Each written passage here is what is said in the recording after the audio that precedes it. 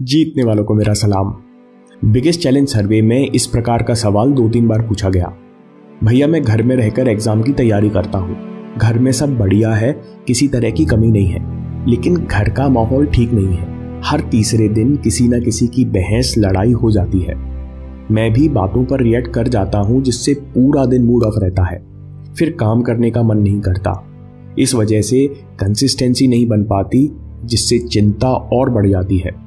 बहुत अच्छा सवाल है, खासकर जब हम जवान होते हैं तो समझ नहीं आता कि कठिन लोगों से कैसे निपटें और झगड़े के कारण मूड खराब को ठीक कैसे करें। सबसे पहली बात है कंप्लीट ओनरशिप। अगर किसी प्रॉब्लम को सॉल्व करना है तो पूरी जिम्मेदारी अपने सर पर ले लो। आपको ये तरीका अजीब लगे तो भी मान लीजिए कि मेरे अंदर कुछ काम बाकी है, इसलिए मैं रिएक्ट कर जाता हूं या मुझे बुरा लगता है। हम खुद को दोष देकर छोटा महसूस नहीं कर रहे, बस ये देख रहे हैं कि हमारे अंदर काम करने की कहाँ गुंजाइश है। सदगुरु कहते हैं कि ये बात लोगों को महसूस कराने में बहुत समय निकल जाता है कि अगर आपके आसपास कुछ काम नहीं कर रहा है तो इसका मतलब है कि कोई कारण है। शायद हमको अभी नहीं पता, शायद पूरी तरह हमारे कंट्रोल में ना हो, लेकिन हमारे सिस्टम में कुछ तो गड़बड़ है। हम लोग कुछ अपनी तरफ से सही नहीं कर रहे। जिम्मेदारी लेने के विपरीत हम लोग अपने मन में कंफ्यूजन पैदा कर लेते हैं कि पता नहीं हर बार हमारे साथ ऐसा क्यों होता है, या हर बार घटना की जिम्मेदारी दूसरे के सर पर डाल देते हैं। अगर आपको लगता है कि गलती किसी और की है तो आप कुछ कर भी नहीं सकते, क्योंकि कंट्रोल तो आप पहले ही दे चुके हो। अगर आपको अपने मूड का कंट्रोल अपने पास रखना है तो आपको जिम्मेदारी भी केवल अपने पास रखनी होगी। अब दूसरे जरूरी पॉइंट पर आते हैं, अभ्यास और अनुभव। अगर आप कोई गवर्नमेंट ऑफिस गए हो, वहां काम कराया हो, तो आप एजेंट से भी जरूर मिले होंगे। ये एजेंट सही लोगों को जानते हैं, चाहे ऑफिस आरटीओ का हो या किसी बड़े पॉलिटिशियन का। ये एजेंट्स आपका काम करा देते हैं। गवर्नमेंट ऑफिसर तो क्या, अगर चपरासी भी इनको देर तक इंतजार करवाए, भगा दे या ताना मार दे तो भी ये अपने ऊपर ही हंस लेते हैं। इन एजेंट्स को काम से मतलब होता है। ये लोग बड़ी बात का छोटा मजाक बनाकर निकल लेते हैं। क्या हमें इन जैसा बनना है? बिल्कुल नहीं, नहीं तो हमारे दोस्तों और परिवार को हम नकली लगने लगेंगे। लेकिन हमें ये बात समझनी है कि जब ये एजेंट भाई साहब ने काम शुरू किया था तब इन्होंने दर दर के धक्के खाए थे। इनको भी बुरा लगता था, फ्रस्ट्रेशन भी महसूस होता था, लेकिन अनुभव और प्रैक्टिस से इन्होंने बातों को पर्सनली लेना बंद कर दिया। ये लोग जल्दी फ्रस्ट्रेट नहीं होते, बात को घुमा फिरा कर काम निकाल लेते हैं। जब सामने वाले हमारी मर्जी से नहीं चलते या रैशनल व्यवहार नहीं करते तो हम फ्रस्ट्रेट होते हैं और गुस्सा आने लगता है।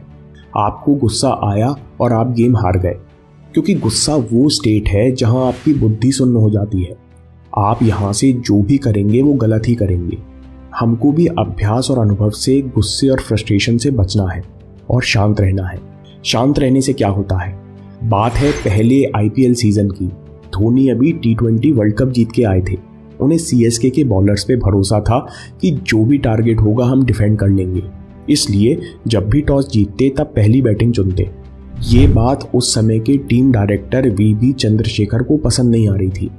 उन्होंने अगले मैच से पहले धोनी को समझाया, लेकिन फिर भी धोनी ने पहली बैटिंग चुनी और सीएसके 109 पर सिमट गई।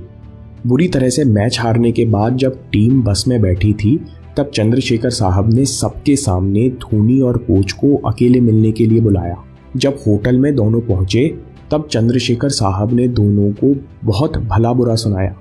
धोनी ने कोई जवाब नहीं दिया, ना ही चेहरे पर शिकन पैदा की और चुपचाप सुनकर चले गए। अगले दिन चंद्रशेखर साहब ने धोनी से कहा कि मैं कल कुछ गुस्से में था, शायद ज़्यादा बोल गया। तो धोनी ने जवाब दिया कि सर कल आप बहुत बहुत बहुत ज़्यादा गुस्से में थे। ये बात कहकर धोनी वहाँ से चले गए। उसके बाद धोनी का व्यवहार ऐसा था जैसे कुछ हुआ ही ना हो। चंद्रशेखर साहब कहते हैं कि धोनी ने उस बिहेवियर से दो बातें जता दी। पहला, वो शांत तरीके से कह रहा था कि वो एक इंटरनेशनल टीम का कैप्टन है और आप उससे अपमानजनक तरीके से बात नहीं कर सकते। दूसरा, चंद्रशेखर साहब कहते हैं कि टीम डायरेक्टर और एक्स इंडियन क्रिकेटर होने के नाते उसने मेरा सम्मान रखा। जब मैं गुस्से में था तब वो शांत रहा और बाद में उसने बात को वहीं ख़त्म कर दिया। जब आप शांत रहते हो तब आप बहस में नहीं पड़ते, चिल्लाने का मैच शुरू नहीं होता, आपको गुस्सा नहीं आता और आपसे कोई गलती नहीं होती। और अगर सामने वाला समझदार है तो वो गुस्सा शांत होने पर पानी पानी हो जाता है, और अगर सामने वाला समझदार नहीं है तो बहस में ना पड़ के शांत रहना ही अच्छी स्ट्रैटेजी है। शांत रहने की क्या स्ट्रैटेजी है, हम 5वें और 6वें स्टेप में देखेंगे। अभी अगला पॉइंट समझिए। एक एग्जाम्पल लेते हैं। अगर आपकी बचपन में अकेले कमरे में बंद करके पिटाई की गई होती, या हर बार की गलती पर चिल्ला चिल्ला कर डांटा जाता, या आपको कभी अपनी बात रखने का मौका ना मिलता, तो आप भी बड़े होकर गुस्सा आने पर यही करते। ये आपका नॉर्मल रिएक्शन बन जाता। आपका सबकॉन्शियस हर डिसएग्रीमेंट को खतरा मानकर लड़ पड़ता या भाग जाता। जब आप इस बात को समझते हो कि हर घर में लोग उसी तरह का बर्ताव आपसे कर रहे हैं जैसा उन्होंने अपने अनुभव में होते हुए देखा है, जब आप इस बात को समझते हो कि हर कोई अपने सर पर पास्ट का बोझ लिए चल रहा है, तब धीरे धीरे आप दुर्व्यवहार को, इरैशनल बिहेवियर को पर्सनली नहीं लेते। उसे मन ही मन माफ करके दूरी बना लेते हो कि हाँ भाई, ये तुम्हारा स्वभाव है, तुम्हें खुद ही समझदारी से इसे ठीक करना होगा। जब आप किसी को माफ करते हो तब आपके मन में ये सवाल खत्म हो जाता है कि इसने मेरे साथ ऐसा क्यों किया, और तभी आपको शांति मिलती है। इस वीडियो में हमारा उद्देश्य है कि अगर झगड़ा बहस हो भी जाता है तो आप अपना मूड सरलता से और बहुत जल्दी शांत कर लो। जो मूड आपका पूरा दिन खराब रहता था उसे आप ज़्यादा से ज़्यादा आधे घंटे के अंदर ठीक कर सकते हो। अब अगले पॉइंट पर चलते हैं। ये बात तो स्पष्ट है कि अगर आप बड़े और ताकतवर नहीं हो तो आप किसी को समझा नहीं सकते। असल में आप कभी किसी और को बदल नहीं सकते। जिनको बदलना होगा वो आपके व्यवहार को देखकर बदलेंगे, और वो भी शायद थोड़ा बहुत। आप बस माफ करके दूरी बना लेते हो, और ट्रिगर पॉइंट्स भी याद रखते हो कि जब ऐसा होता है तब विवाद करने के चांसेस बढ़ जाते हैं। अब करते हैं प्रैक्टिस की बात। जब विवाद होने की स्थिति बने तब आप शांत रहकर अपना ध्यान अपनी सांस पर ले जा सकते हैं। अगर आप पहले से ध्यान, प्राणायाम, योगिक ब्रीदिंग करते हैं तो ये सब आपके लिए आसान होगा। साथ में आप गहरी सांस लेकर कहते हो कि आप मुझसे ये 4 बातें कहना चाह रहे हो, ABCD। हो सकता है ये बिल्कुल सही बातें हो। मुझे शांति से इस बारे में सोचने का समय दो, मैं शाम तक इसका जवाब देता हूँ। इस तरह के 2-4 स्टेटमेंट आप याद कर लेते हैं, जिससे आपको उस समय सोचना नहीं पड़ता। अगर अभी तक बहुत ज़्यादा बात नहीं बिगड़ी है तो सामने वाला आपकी बात सुनकर रुक जाएगा। आप मौका पाते ही वो जगह छोड़ देंगे। ये सब होने के बाद अगर आपको फिर भी बुरा लगता है तो नेगेटिव इमोशंस के सिग्नल का इस्तेमाल अपना स्टेट बदलने के लिए कीजिए। आप पूछ सकते हो कि गुस्से जैसा इमोशन आपको क्या सिग्नल दे रहा है। गुस्सा कहता है कि जो आपके हिसाब से इम्पोर्टेंट रूल था वो किसी ने तोड़ दिया है। फॉर एग्जाम्पल, आपका पर्सनल रूल है कि पीठ के पीछे चुगली नहीं करना चाहिए, किसी को धोखा नहीं देना चाहिए। जब कोई भी इस रूल को तोड़ता है तो गुस्सा आता है।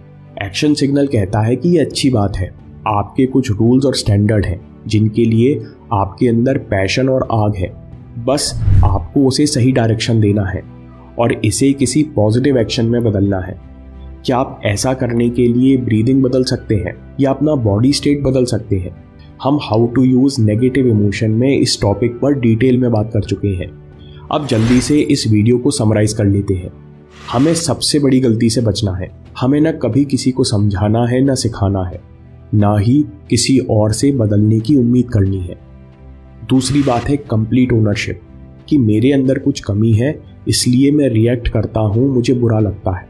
अगर आपको अपने मूड का कंट्रोल अपने पास रखना है तो आपको जिम्मेदारी भी केवल अपने पास रखनी होगी। अभ्यास और अनुभव। जब सामने वाला गलत और इरेशनल व्यवहार करता है तब फ्रस्ट्रेशन होता है और गुस्सा भी आता है, लेकिन अभ्यास और अनुभव से हम शांत रह सकते हैं। जब आप इस बात को समझते हो कि हर कोई अपने सर पर पास्ट का बोझ लिए चल रहा है, तब आप धीरे धीरे दुर्व्यवहार को पर्सनली नहीं लेते, उसे मन ही मन माफ करके दूरी बना लेते हो। जितनी जल्दी आप ऐसा करते हैं उतनी जल्दी आपको शांति मिलती है। आप माफ करते हो, दूरी बनाते हो, लेकिन ट्रिगर पॉइंट्स नहीं भूलते। आप याद रखते हो कि इस इंसान से गलती हो सकती है। जब ऐसा होता है तब विवाद होने के चांसेस बढ़ जाते हैं।